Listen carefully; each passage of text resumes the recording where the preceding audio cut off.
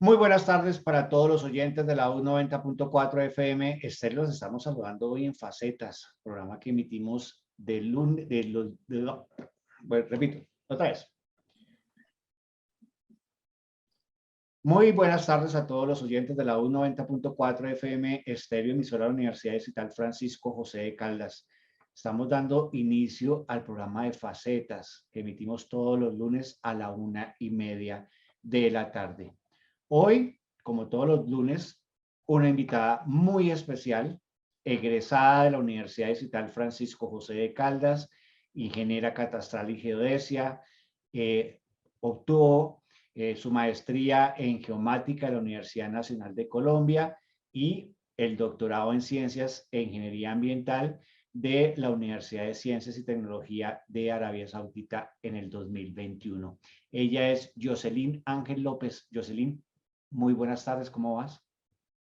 Hola Alfredo, buenas tardes. Muy bien, gracias. Gracias por esta invitación. No, gracias a ti. De verdad que es un placer tenerte aquí, una egresada que está haciendo historia fuera del país. Jocelyn, arranquemos un poquito y hablemos del tema de quién es Jocelyn. Ok, bueno, pues yo soy una bogotana, nací en el 84, pero mis padres no son de Bogotá, entonces no soy de familia bogotana, pero crecí en la ciudad. Mis papás son de un municipio, Une, Cundinamarca, donde pasaba parte de mi tiempo también, entonces como una mezcla de una niña citadina con una persona también que tenía acceso al campo y a la vida del campo. Creo que eso es algo fundamental y hace parte de quién es Jocelyn hoy día. Durante toda mi niñez estuve muy relacionada a la academia porque mi mamá es licenciada en física y matemáticas, ella es docente. Entonces, por supuesto, mi vida siempre ha girado en torno a eso, a ver la academia, no solo como estudiante, sino desde el otro lado, desde el lado de los docentes y cómo los docentes incluso tienen que trabajar muchísimo más de lo que se ve en el salón de clases frente a un tablero. Y creo que eso también hace parte de quién es Jocelyn, la academia. Y además, por otro lado, por esa vida que también tenía en el área, pues en la ruralidad, hace parte como de mí esa inquietud por conocer el mundo, por explorar, porque en el campo era donde yo sentía como la libertad de salir y buscar y mis abuelos me ayudaban mucho como a conocer, me transmitían su conocimiento, el conocimiento empírico que tenían, me lo transmitían y eso también me alimentó pues como alimentó mi curiosidad y alimentó mis ganas de entender el planeta, de entender el mundo en el que vivimos. Y creo que eso resume más o menos quién soy yo. Hablemos un poco de esa niñez, cómo está conformada la familia de Jocelyn, dónde, en qué barrio se crió. Hablemos un poquito sobre eso. Bien, bueno, mis papás, como te contaba, son de Une, Cundinamarca. Ellos dejaron el municipio cuando eran adolescentes y empezaron su vida en la ciudad. Yo soy la hija mayor, tengo dos hermanas, aunque entre nosotras hay bastante diferencia de edad, entonces de alguna manera también ayudé como un poco en el cuidado de mis hermanas en la casa, cuando ellas eran muy pequeñas. Eh, Nosotros vivíamos mientras yo era la hija única, nosotros vivíamos en el Tabora, en la casa de mis padrinos, entonces, 68. ajá, exactamente, sí, en el Tabora. Y allí gran parte de mi niñez fue, pues, como la consentida con esa familia adoptiva que tenía allí en la casa de mis padrinos. Después de eso, entonces, mis papás compraron su casa y esto es en Molinos del Sur, en Rafael Uribe Uribe. Y allí pues transcurrió el resto de mi adolescencia hasta que pues ya yo me independicé. Entonces, mientras estuve Mientras, cuando nos pasamos a vivir allí, también cambié de colegio y allí fue donde empecé a estudiar en instituciones de educación pública. Entonces, allí junto con mis hermanas estudiamos en el Liceo Femenino de Cundinamarca. En ese entonces era un colegio departamental. Y creo que eso también marcó muchísimo, porque este colegio marcó muchísimo mi niñez, porque era un colegio que para mí estaba lleno de muchas cosas. En el colegio había laboratorios dedicados a física, química, biología, con muchas cosas. También habían espacios verdes para practicar muchísimos deportes. La biblioteca era enorme. Entonces, esto también marcó muchísimo porque yo quise explorar de todo un poco. Quería saber qué era lo que realmente me gustaba o cualquier cosa que despertara como algún interés en mí, de inmediato como que lo exploraba. Entonces, eso hizo parte de mi niñez. Bueno, y esa Jocelyn, niña juguetona, rumbera, ¿existió? Rumbera no mucho, pero juguetona sí, o sea, definitivamente sí. Y todavía creo que esa parte de la niña que juega todavía existe. Me gusta muchísimo, me gusta muchísimo. Yo era más de Jocelyn, que le gustaba salir a explorar, salir a mirar, salir a caminar, salir a conocer. Aunque hubo una parte muy dedicada al estudio, tal vez también por pues por las responsabilidades que tenía en la casa también, ¿no? Como les comentaba, hubo una parte en la que también ayudé un poco en el cuidado de mis hermanas en la casa. Entonces no tenía tanto ese espacio de salir a rumbear y demás, pero sí, cuando tenía mis espacios, pues me gustaba muchísimo, era como salir a explorar. Siempre me llamaba más la atención eso, el salir a comerme el mundo. Bueno, Jocelyn, usted nos acaba de decir algo interesante, importante, y es el tema del campo. Hablemos un poquito del campo, porque usted es una persona de ciudad, pero sus padres eran de campo y usted iba mucho al campo. Hablemos un Sí, poquito del tema del campo, de ese campo colombiano, esa necesidad de el aire libre, si me permite la expresión. de acuerdo. Sí, yo creo que hace parte de mis raíces y es a donde quisiera volver en algún punto en mi vida. A pesar de haber crecido en la ciudad y todavía estar en una ciudad, es a donde quiero volver. En el campo encuentro el espacio para interactuar de una manera más natural con el ambiente en el que vivimos, donde encuentro espacios de mayor creatividad, incluso que en las ciudades. En las ciudades nosotros ya tenemos muchas cosas diseñadas para todo, para tenerlo todo, para hacerlo todo más fácil, rápido, sencillo. En el campo incluso tenemos que ser más creativos. Y en parte eso es a lo que se enfrenta en el día a día las personas que viven en el campo. Ellos tienen que construir conocimiento empírico en todo momento. En todo momento están experimentando, resolviendo sus propios problemas con los recursos que tienen alrededor. Y creo que eso es lo que más me llama la atención a mí del campo. Además, por supuesto, el ambiente, de los recursos, de poder ir a hacer una caminata, de tener contacto con las plantas, con los animales y demás. Lo otro que a mí realmente me llama mucho la atención es eso, es enfrentarse uno solo, casi que sin nada, a, pues a la realidad del mundo. Jocelyn, para muchas personas tener padres docentes es complicado porque empiezan a presionar que hubo pues a estudiar, que mire, que coja el cuaderno, que haga la tarea, que mire no sé qué. ¿Cómo le fue con sus papás siendo docentes y cómo era esa presión? Si hubo esa presión o la dejaron que usted fuera sola y que cogiera responsabilidad del estudio usted solita. Un poco de los dos, pero sí hubo mucha disciplina. Y creo que eso es, como tú lo dices, es un común denominador en casi en todos los hijos de docentes. Porque claro, los, los docentes, en este caso mi mamá, de alguna manera ejerce también como docente en la educación de sus hijas. Entonces fue lo mismo. Hubo como una disciplina desde muy temprano en la responsabilidad y en la persistencia, sobre todo eso, ¿no? Mucho énfasis en la responsabilidad y la persistencia. Si las cosas no salen a la primera, a la segunda. Si no aprendes a sumar en este momento, intenta hasta que aprendas. Entonces, eso fue algo que me inculcó mucho ella y, bueno, mi papá también. Pero después de eso hubo también una parte autodidacta en la que, bueno, aquí ya tiene las herramientas, ahora empiece usted sola a ser autodidacta.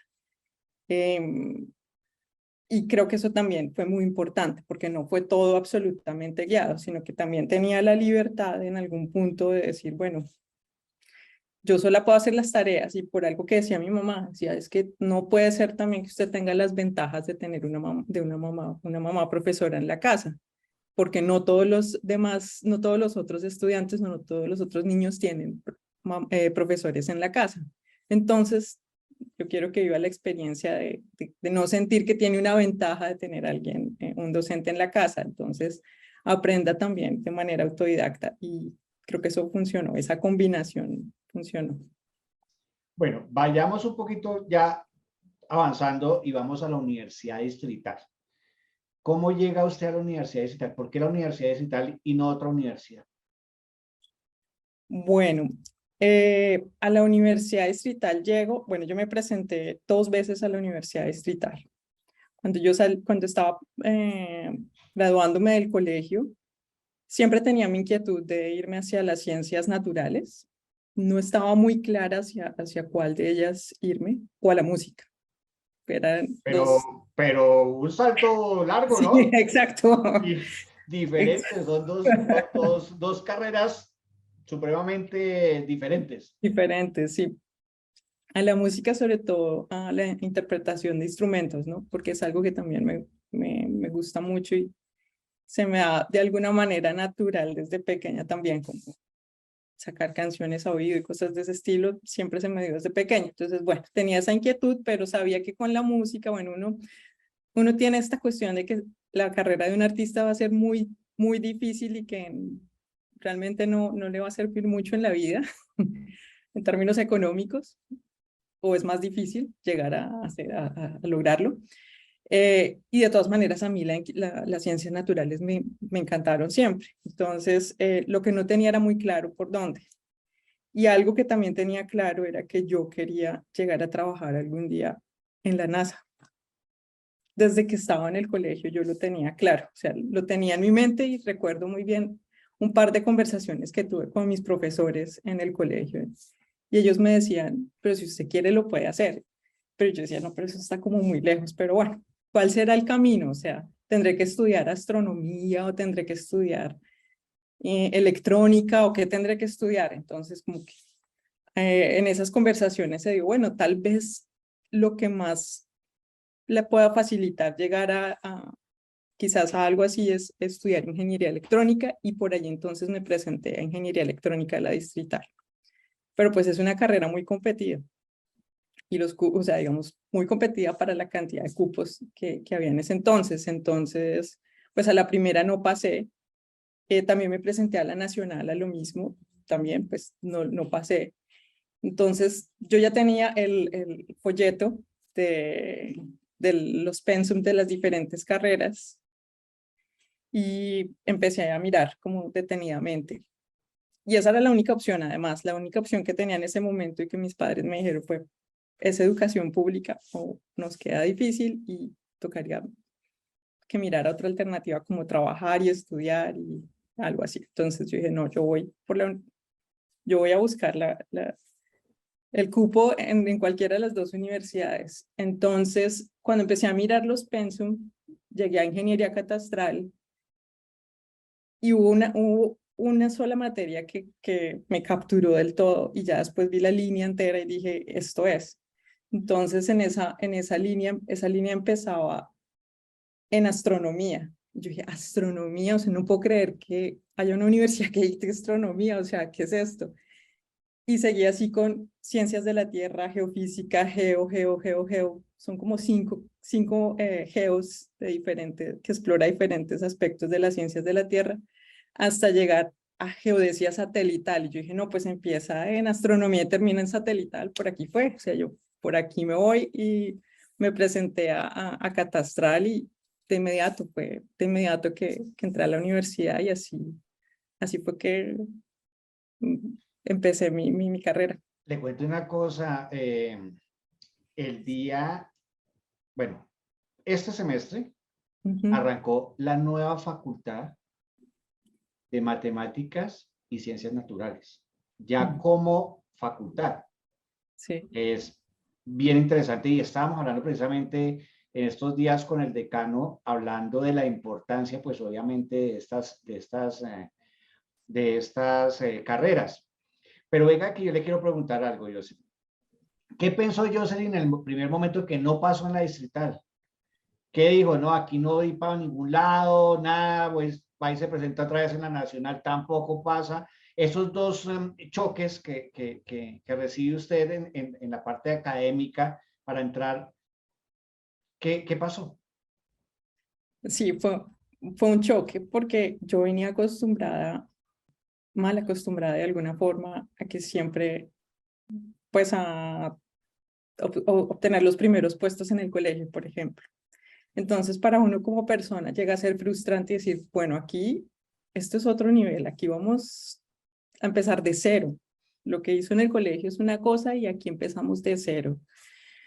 Em, pero yo tenía claro que podría lograrlo, o sea, yo sabía que podía hacerlo. De alguna forma, en el fondo decía, yo sé que lo voy a lograr porque es algo que yo quiero con mucha fuerza. Y primero reflexioné eso, primero creo que me sirvió como ese golpe para decir, empezamos de cero, o sea, olvídese de que era la mejor estudiante en el colegio porque aquí venimos desde cero. Y, y bueno, en el fondo decía, si no voy a pasar, de alguna manera voy a lograr trabajar y pagarme mis estudios porque realmente así lo quiero. Entonces, pues sí, me sirvió para madurar en últimas. Eso fue. Bueno, cuénteme, entra a la distrital, juiciosa, y empieza a estudiar. Ujú. Le fue muy bien, según estuvimos mirando esas sábanas de notas y esos comentarios de docentes que tuvo usted. Pero hablemos de que esto es una carrera, esa carrera que usted escoge es una carrera que es de mucho práctica y hay posibilidades de salidas de campo, salidas pedagógicas. Eh, eh, Al tener esas salidas pedagógicas, ¿cómo la ayudó para todo ese rumbo en el que se ha metido usted? Bueno, muchísimo porque mm, para mí el conocimiento se construye observando desde siempre. Por eso hice énfasis eso en mi niñez, porque así empecé a construir quién soy yo, observando. Entonces, me gustaba muchísimo cuando teníamos estas salidas de campo en la universidad porque me permitía eso, observar, me permitía conocer los sitios a donde fuéramos. Teníamos salidas de astronomía, en ordenamiento territorial también teníamos algunas prácticas en campo. Recuerdo también algo cuando empezamos con sensores remotos e interpretación de imágenes aéreas y de satélite. Entonces es conectar ese mundo teórico y abstracto con la realidad. Entonces sí, nosotros en ingeniería catastral modelamos y tenemos modelos y los mapas son un modelo de la realidad, pero es como si tú vas volando en un avión y ves hacia abajo y dices, sí, se ve lindísimo de la superficie, pero si tú vas allá directamente te encuentras con la realidad y encuentras quién vive, cómo afecta eso el ambiente en el que vive, cómo cambia el paisaje porque quienes viven allí lo cambian y interactúan con él. Entonces, precisamente eso creo que fue lo que aprendí de esas, digamos, de las prácticas y de las salidas de campo en la universidad, a analizar y a entender la geografía desde el computador, pero también en terreno. ¿Cómo influyó la universidad en Jocelyn en el tema ya de conciencia, en el tema moral, en el tema familiar, en el tema de persona? Bien, bueno, hay algo muy importante que quiero resaltar, tal vez hacer un reconocimiento, ya que tengo esta oportunidad, y es una línea que teníamos de filosofía. En el penso en el que yo estaba, yo entré en el 2001, entonces del 2001 al 2006 había en la carrera una línea de filosofía, empezaba con creación de textos incluso. Entonces, algunas personas consideran esto como materias de relleno y realmente no lo es, realmente es algo tan importante como las demás áreas del conocimiento, porque esto es lo que te forma como persona y en últimas lo que te forma como ingeniero también, porque como ingeniero pues estás creando, no por crear y por lograr y por generar productos, sino de manera consciente, o sea, con un pensamiento crítico. Entonces, esa línea de filosofía, yo siempre tuve un profesor, un docente que se llamaba Rafael de Luis. De hecho, es el hijo del fundador El fundador de uno de los fundadores y la biblioteca de Adonilla de Paiva, que se le puso el nombre al papá de él, claro. De acuerdo. Entonces, el profesor Rafael de Luis fue muy importante porque en esas clases de filosofía se nos abría, o personalmente a mí se me abría la cabeza completamente a muchas cosas. En esas clases explorábamos desde mitología griega hasta guerras. Y a través de todo ese recorrido de la historia, de la filosofía, del conocimiento, íbamos conectando eso con catastral, con la geografía, con la geodesia, con las ciencias. Es que todo tiene que ir en contexto. Entonces, eso ayudó muchísimo como a formarme también. Incluso creo que ahí fue donde empezó mi formación científica, a través de la filosofía. Jocelyn, uno en todo momento tiene un referente, cuando es chiquito, pequeño, cuando va en educación media y en educación superior empieza uno a buscar referentes. ¿Cuál ha sido el referente suyo? Uf. Yo creo que ninguno en particular, sino varios referentes. Podría empezar por, por mi mamá. Mi mamá es uno de mis principales referentes. Por ser docente, por ser tan comprometida como esa misión como docente que tiene ella, para mí esa es una misión lo que tiene, y ver que alguien se entrega a la misión más que a un trabajo es determinante. Mi papá también es un referente muy importante porque es la persona que yo tengo como alguien que trabaja incansablemente, trabaja y trabaja y trabaja y trabaja incansablemente. Aunque él ya está retirado, pero toda su vida lo vi así, como alguien que si se cerraba una puerta, iba y buscaba la otra de inmediato. Entonces, como que sabía que tenía que continuar y trabajaba incansablemente. Y eso, digamos que forja gran parte de, de mi carácter, tal vez. Pero otros referentes, digamos, ya en términos, de pronto en mi carrera, en mi carrera como científica, podría pensar, está Alexander von Humboldt, porque él fue un polímata, fue una persona que exploró, o sea, él era geógrafo, botánico, hasta artista fue. Todo lo que, por donde iba recorriendo, y iba dibujando. Y tenía hasta unas técnicas de dibujo, tiene unas técnicas, hay unos libros en los que él genera una escuela de dibujo, cómo dibujar las plantas, cómo dibujar el paisaje en el que está. Y eso es espectacular, a mí eso me encanta, me fascina. Entonces, creo que él es uno de esos referentes. Y por eso también soy muy de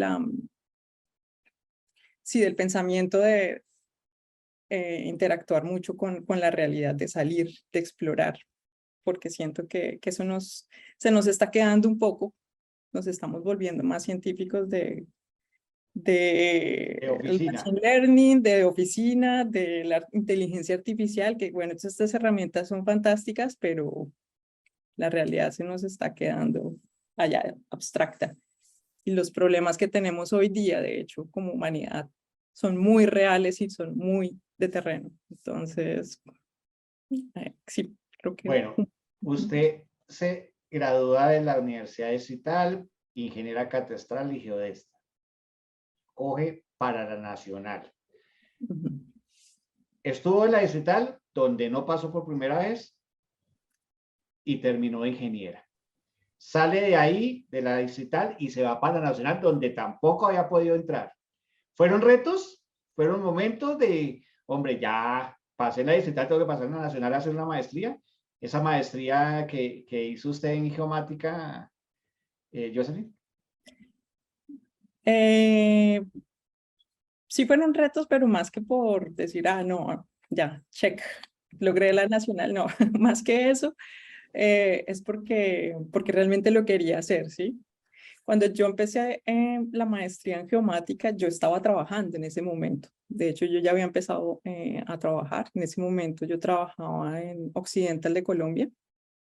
Era, o bueno, la conocen más como Oxy, que es una empresa petrolera americana que de hecho ha estado en la historia del país también desarrollando uno de los campos más importantes, que es Caño de Limón. Y yo inicié allá haciendo una práctica estudiantil. Entonces, mi proyecto fue proponer un sistema de información geográfico ambiental para organizar y administrar pues, la información ambiental que se le reportaba a las autoridades ambientales. Entonces empecé como a especializarme en los sistemas de información geográfica y en el uso de herramientas informáticas con ciencias de la Tierra. Entonces de allí empezó como geomática. Entonces vamos a especializarnos y vamos a entender más y a explorar más el uso de del combinar estas herramientas con las ciencias de la Tierra. Y por eso es que también decidí ir hacia la geomática. En la Universidad Nacional, decidí irme a la Universidad Nacional porque esa maestría hace parte de la Facultad de Ciencias Agrarias.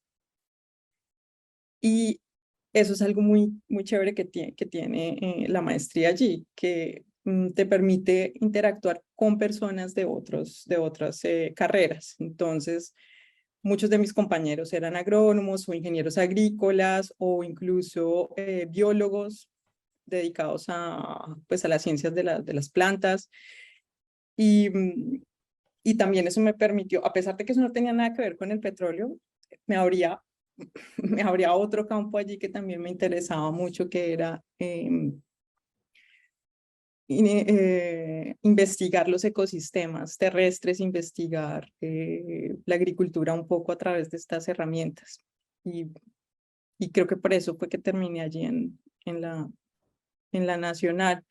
Ahora, antes de eso, yo había empezado una maestría en geología también en la Nacional, pero a mitad de la maestría dije, no, por acá no es. Eso también es algo importante, saber cuándo por ahí No no es. parar. Es exacto, decir, no, por ahí no es.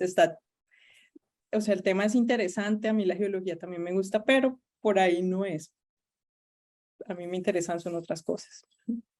Venga, Jocelyn, importantísimo el tema de estar trabajando, pues obviamente en el tema del petróleo. ¿Por qué por ahí?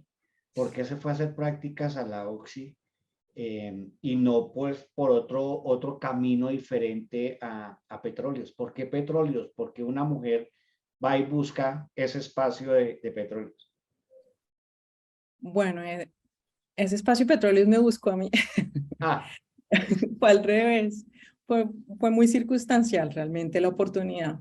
Fue por un amigo, también ingeniero catastral, que también estaba haciendo su práctica allá. Y él pues nosotros siempre estábamos en nuestro grupo de trabajo en la universidad y nuestro grupo de estudio y éramos también como los nerdos del, de la carrera. Entonces, él empezó allí y surgió un tema, o sea, había un tema que no podían resolver muy bien, un tema de coordenadas y un problema de coordenadas que había allí. Y, y pues él me dijo, tú puedes venir a mirar un día, así cualquiera, puedes venir a mirar a ver si tú de repente le encuentras qué es el problema. Y bueno, pues sí, me tomó un par de horas. Yo llegué allá como invitada simplemente a sentarme frente a un computador, a entender qué era lo que estaba pasando.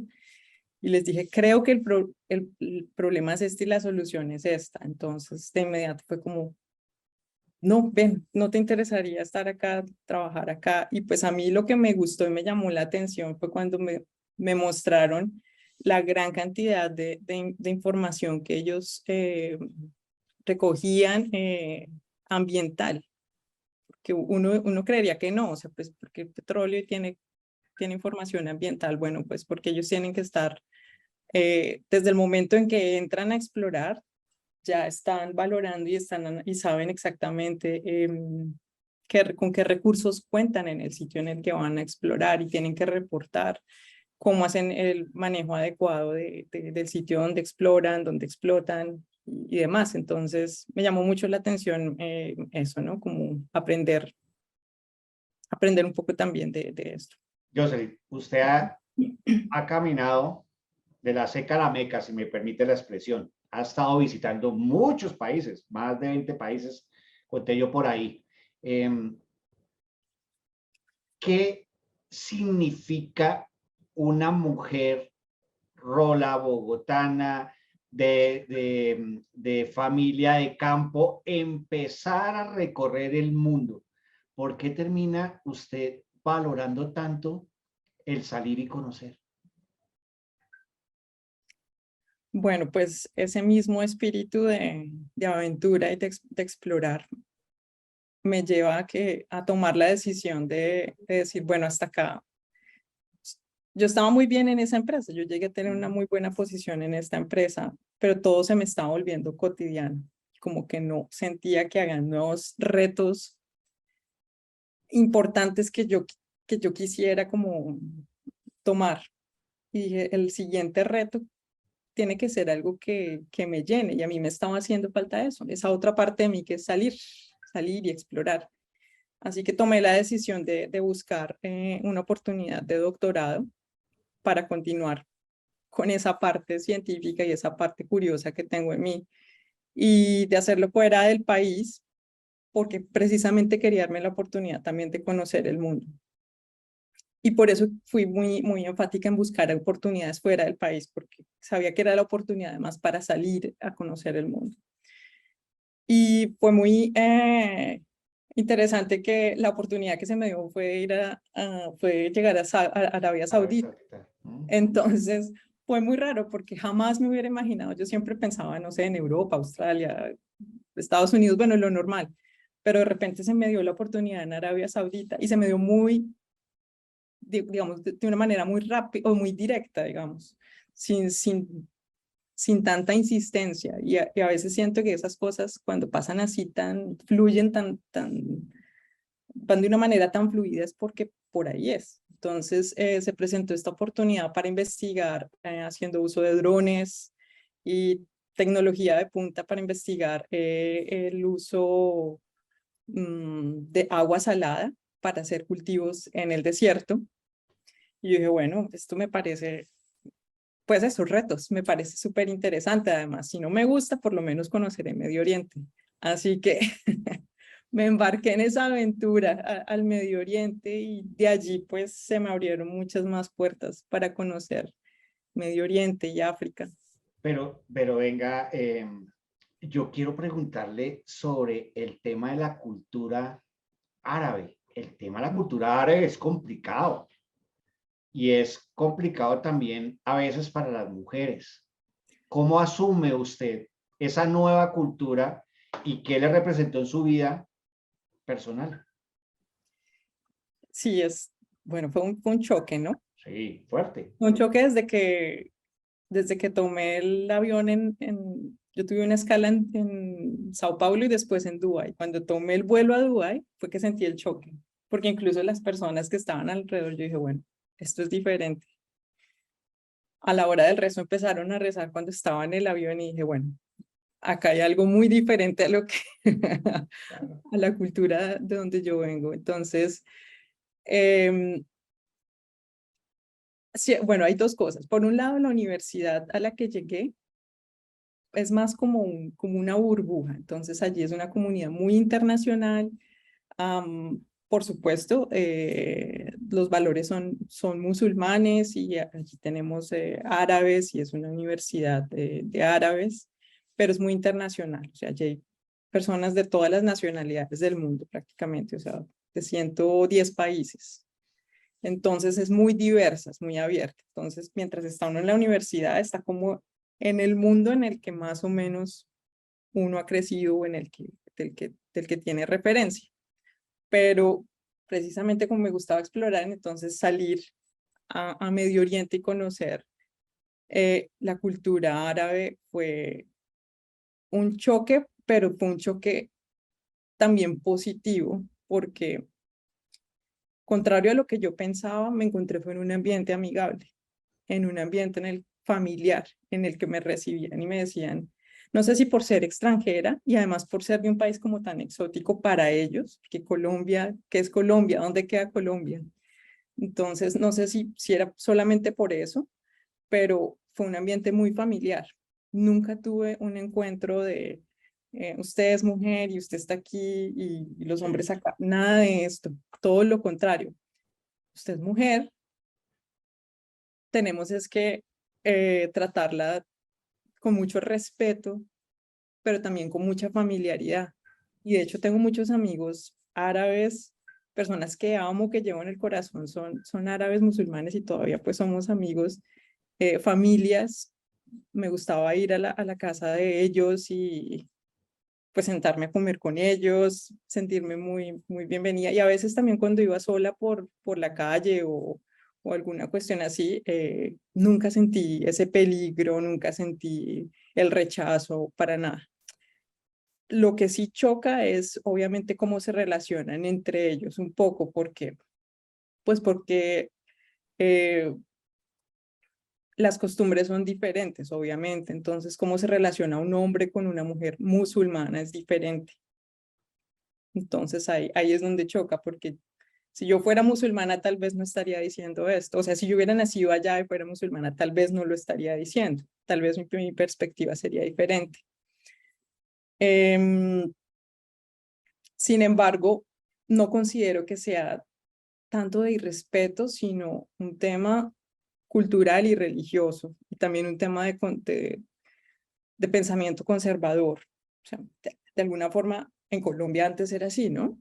De alguna Sí. manera era así. Bueno, todavía sigue siendo, todavía tenemos como ese pensamiento conservador. Antes las mujeres también en Colombia llevaban el velo para cuando salían a la calle o O cuando sea, iban el a... velo ¿sí? o la pañoleta, O ¿no? la pañoleta, exactamente. ¿Mm?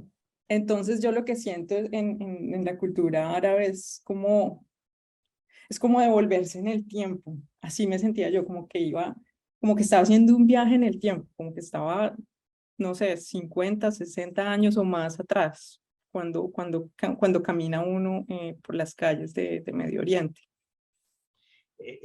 Jocelyn, ¿religiosa? Agnóstica. ¿Agnóstica? Ajá. Y a pesar de que de ser agnóstica, cuando llega a Arabia, los musulmanes son demasiado religiosos. Ujú. No pegó, no la llamó, no le dijo, venga un poquito, venga para este lado, venga y hablamos. Em, sabes que son muy respetuosos en ese sentido. Em, incluso, bueno, tal vez porque yo nunca tuve contacto con alguien fanático, Okay. porque también podría suceder, ¿no? Pero con quienes yo interactuaba nunca tuve, nunca ni siquiera una insinuación de venga, conviértase o no, usted porque es agnóstica, eso no está bien. Incluso si hubiera sido cristiana o católica, siento que el respeto hubiera estado y, o sea, nunca lo vi como algún tema a considerar incluso. Y te cuento que el último libro que yo he leído últimamente fue el Corán, porque sentía que ya tenía las herramientas para leerlo y entenderlo desde el punto de vista histórico y antropológico, ¿no? Si tú, perdóname, yo te interrumpo ahí. Si tú te das cuenta, al lado derecho, aquí donde estoy moviendo el dedo, Ajá, yo tengo el Corán. ¿Sí lo estás viendo ahí? sí. Yo lo tengo. No lo he podido leer porque no tengo el tema del idioma ni nada de eso, eso me lo trajo alguien de allá. ¿Qué tan importante es el Corán, ya que estás colocando el tema del Corán y de que lo lees y todo eso? ¿Qué enseñanza te ha traído la lectura, leerlo, así sea por cultura general? Pues, como te decía, lo considero más desde el punto de vista histórico y antropológico. Y es fascinante encontrar historias, cómo se conectan las historias de los libros históricos, incluso de la Biblia, con el Corán. Porque de hecho allí hay historias que se conectan. Ujú. Y además porque creo que he tenido la ventaja de poderlo conectar con vivencias que tuve en Arabia y que tuve en Medio Oriente. Mm, yo pude ir a algunos sitios que todavía no están como no son tan conocidos porque apenas Arabia Saudita se está abriendo al mundo, pues al turismo, a traer turistas, pero tuve acceso a sitios muy históricos que aparecen en referencia tanto en la Biblia como en el Corán. Entonces, al hacer lectura del Corán es como, ay, sí, mira este sitio donde estuvo tal profeta, yo estuve allí y vi dónde está la piedra o dónde está el árbol o dónde está y dónde inició esta historia. O la piedra donde se supone estuvo Moisés y pasó tal y tal y tal cosa. O sea, entonces, para mí, digamos, esa es la lectura que le hago a ese libro y es muy importante porque lo veo desde allí y entiendo ese contexto como histórico. ¿Cuánto duraste haciendo el doctorado, Jocelyn, allá en la Universidad de Kaust, en Arabia?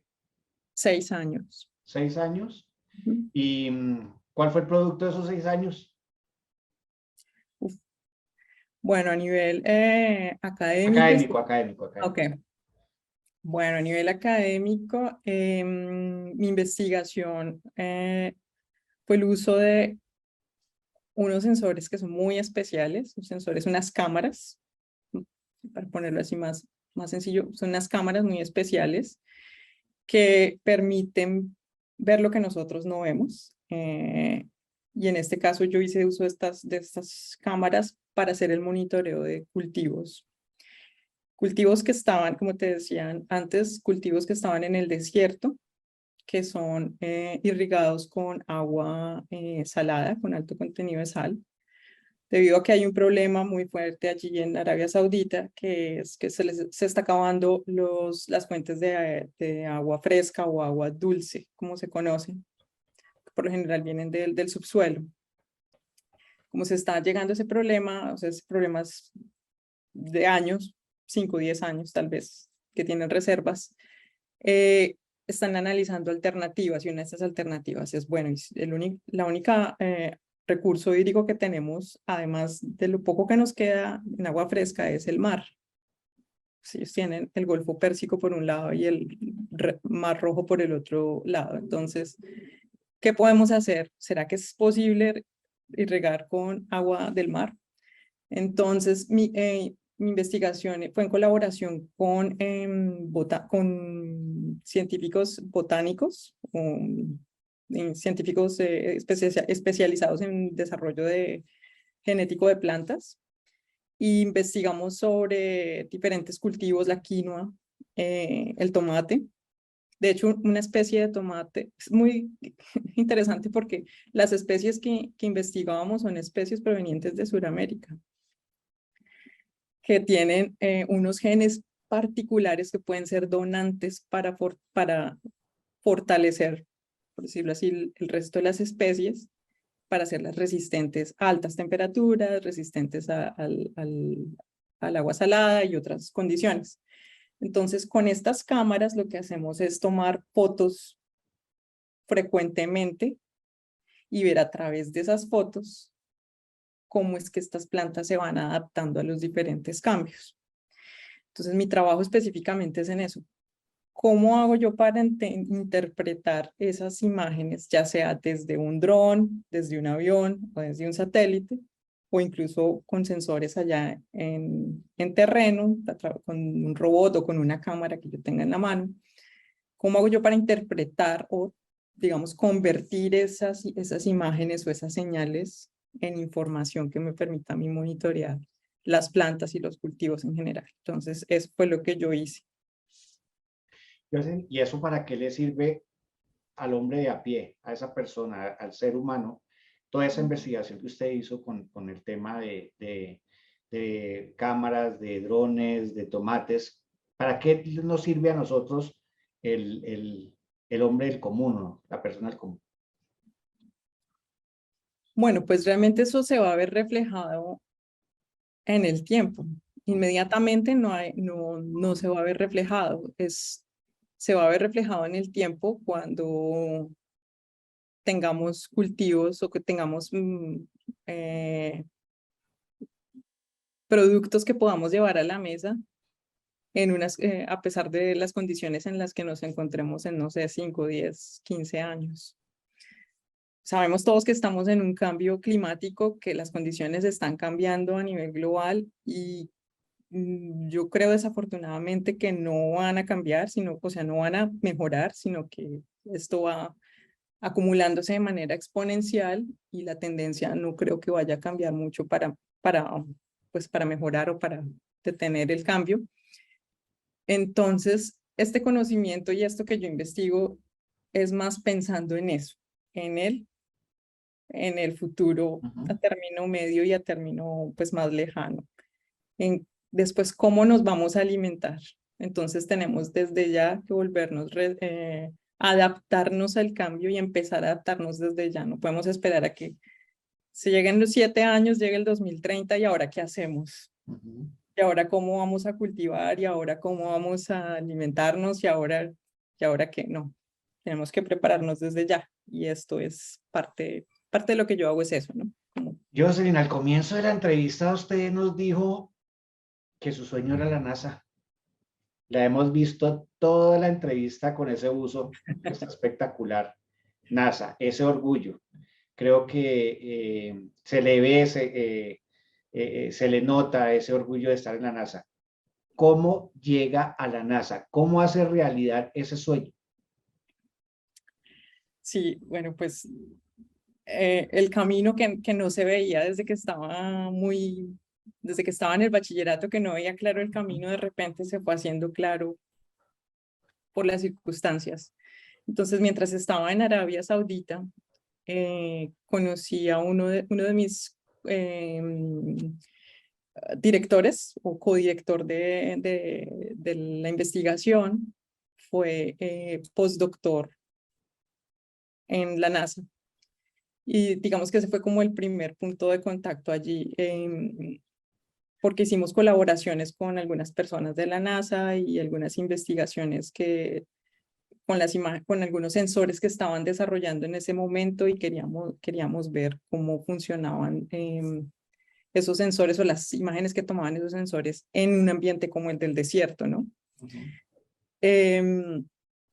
Entonces por allí empezaron como los primeros pinitos y como a conocer gente, ¿no? Algo que viene del el networking o la conexión con varias personas, ¿no? Como con diferentes personas. Sin embargo, ya para el paso como tal de entrar a la NASA fue muy curioso porque yo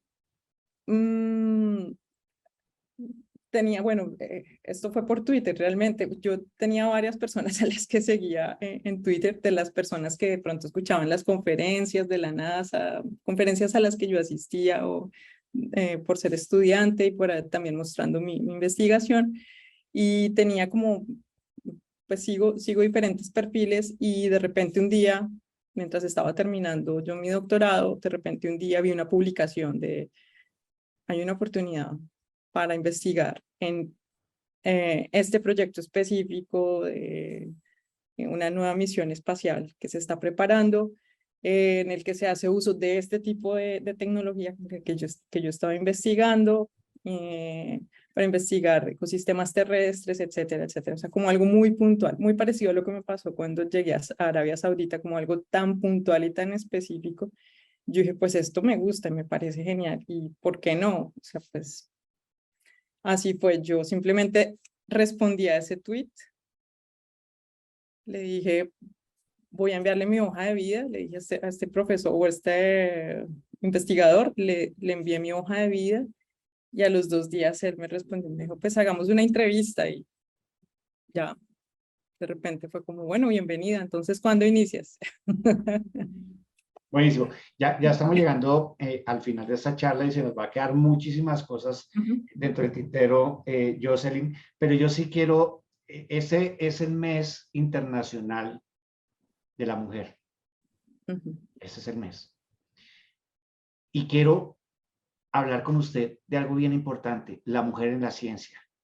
Se ha abierto ese espacio a las mujeres. Hemos visto que hay un gran grupo de mujeres científicas que trabajan por Twitter y se hablan por Twitter. Hay muchas colombianas en diferentes aspectos, en diferentes vertientes de la ciencia. ¿Sí se le está dando la oportunidad a la mujer en la ciencia? Pues comparado con tiempos anteriores, sí, por supuesto cada vez más, pero no lo suficiente, ¿sí? Entonces, si hacemos un punto de comparación con unos 20, 30 años antes, por supuesto que sí, cada vez vemos más. Pero también esto responde a que justamente se ha dado una lucha y se ha dado una lucha a todo nivel. Movimientos políticos, sociales, científicos, etcétera, de mujeres que están allí. Necesitamos espacios, necesitamos más espacios para nosotras. Y pues gracias a eso es que hoy en día quienes estamos ocupando estos espacios, pues los ocupamos. Pero se necesita más, se necesita más. Solo para darte un dato, en el grupo en el que yo estoy, solamente el 10% somos mujeres. ¿Sí? Entonces, pues sí, ya hay hace 10 años era el 5%, era la mitad. Entonces sí, estamos incrementando el número de mujeres en la ciencia y en diferentes campos, pero se necesita abrir más espacios y dar más oportunidades a las mujeres.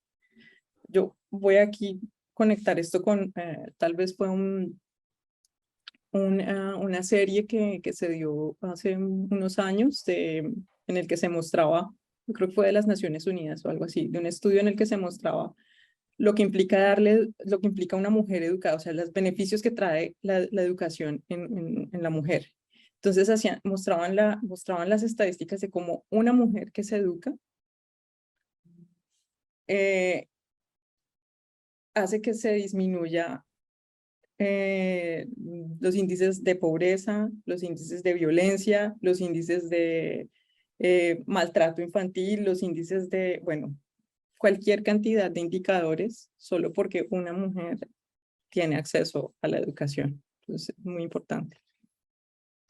Jocelyn, ya para finalizar, Un consejo a esas personas que nos están escuchando, a esas personas que nos están viendo, a esos estudiantes que tienen perspectivas o imaginan, se imaginan en algún sitio o en algún trabajo. Un consejo de una mujer egresada de la Universidad de Ciudad Francisco José de Caldas que termina en la NASA cumpliendo un sueño de niña. Bueno, pues yo creo que tomarían parte del consejo que siempre me dieron y me han dado mis papás, que es persistir. No sale a la primera, puede que no salga a la segunda, ni a la tercera, ni a la cuarta, pero persistan. Y sobre todo, creo que también hay que estar muy atentos a las circunstancias en las que uno está, porque a veces las oportunidades están allí. Y yo he visto que muchos estudiantes y muchas personas tienen muchas ideas. Ideas es lo que hay. O sea, lluvia de ideas hay. Pero materializar una idea requiere mucho esfuerzo y requiere mucho compromiso y mucha persistencia. Y a veces uno por, no sé, por timidez o también por las circunstancias, por limitaciones o lo que sea, no toca puertas. Pero pues si nunca toca una puerta, tampoco se va a abrir. Entonces, eso también sería un consejo. Toquen puertas. Yo creo que yo he tocado puertas toda mi vida. O sea, así como les contaba lo de ingresar a la distrital, que fue 2 veces que insistí, así lo he hecho con todo. Tocar puertas. Toquen las puertas. No es sencillo, obviamente, y cansa a veces porque sé que a veces uno no se abre, pero también he entendido que si no se abren es porque esa no es la puerta que tenía que abrirse, de pronto es otra. Entonces, persistan. Si tienen una idea, toquen puertas, intenten llevarla a buen puerto y realizarla. Creo que ese sería uno de los consejos. Bueno, Jocelyn Ángel López, muchísimas gracias, egresada de la Universidad de Ciudad Francisco José de Caldas, ingeniera catastral y geodesta de nuestra institución, nada menos ni nada más que en la NASA. Muchísimas gracias, Jocelyn, por habernos acompañado hoy en Facetas, conocer una parte suya. Sé que se nos va a quedar muchas cosas por ahí. En algún momento haremos una segunda parte. Claro que sí, con gusto, cuando quieras, Alfredo. Muchas gracias por este espacio y qué rico estar como en este espacio de la universidad, de la emisora de la universidad. Un Muchísimas abrazo. gracias, muchísimas gracias. Y gracias a todos los oyentes de la U90.4 FM Estéreo. Nos volvemos a encontrar el próximo lunes a la 1:30 aquí en Facetas. Un fuerte abrazo para todos.